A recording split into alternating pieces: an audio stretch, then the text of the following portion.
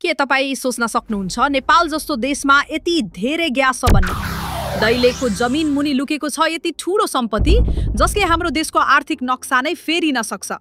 आजको भिडियोमा हामी तपाईलाई देखाउँछौं नेपाल नै भेटिएको ग्यासको खानीको सम्पूर्ण कथा, जुन हाम्रा लागि बन्न सक्छ स्वदेशी ऊर्जा क्रान्तिको सुरुवात।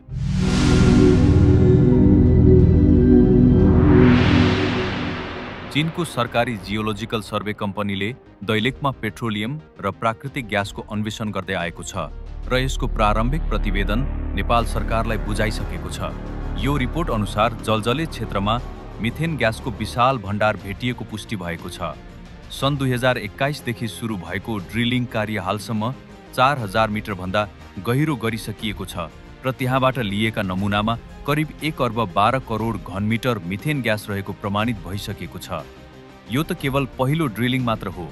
अझै बाँकी रहेका 3 सम्भावित क्षेत्रको प्रारम्भिक अनुमान अनुसार जलजले क्षेत्रमा कुल 430 अर्ब घनमिटर ग्यास हुन सक्ने आकलन गरिएको छ, जसले नेपाललाई 5 दशकसम्म ग्यासमा आत्मनिर्भर बनाउन सक्छ। खानी तथा भूगर्भ विभागका अनुसार अहिलेको अन्वेषण एक पाइलट प्रोजेक्ट हो, जुन चीनको पूर्ण अनुदानमा चलिरहेको छ। यसको प्रारम्भिक लागत मात्र रुपैयाँ 2 अर्ब 50 करोड रहेको बताइएको छ। यो खबरले दैलेखवासी मात्र होइन, सम्पूर्ण नेपालीलाई आशाको उज्यालो देखाएको छ। स्थानीय तहमा रोजगारीका अवसर बढ्ने, उद्योग मैत्री वातावरण बन्ने र दीर्घकालीन रूपमा नेपाल इन्धनमा आत्मनिर्भर बन्न सक्ने सम्भावना प्रबल देखिएको छ।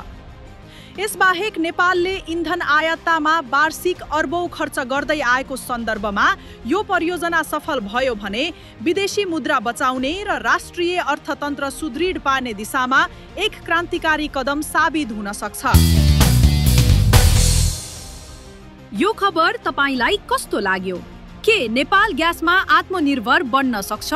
तल कमेन्टमा आफ्नो विचार लेख्न नभुल्नुहोस् र यस्ता रुचिकर, आशाजनक र ज्ञानवर्धक सामग्री हेर्न हाम्रो बोली अनलाइन टिभीलाई सब्स्क्राइब गर्न नभुल्नुहोस्।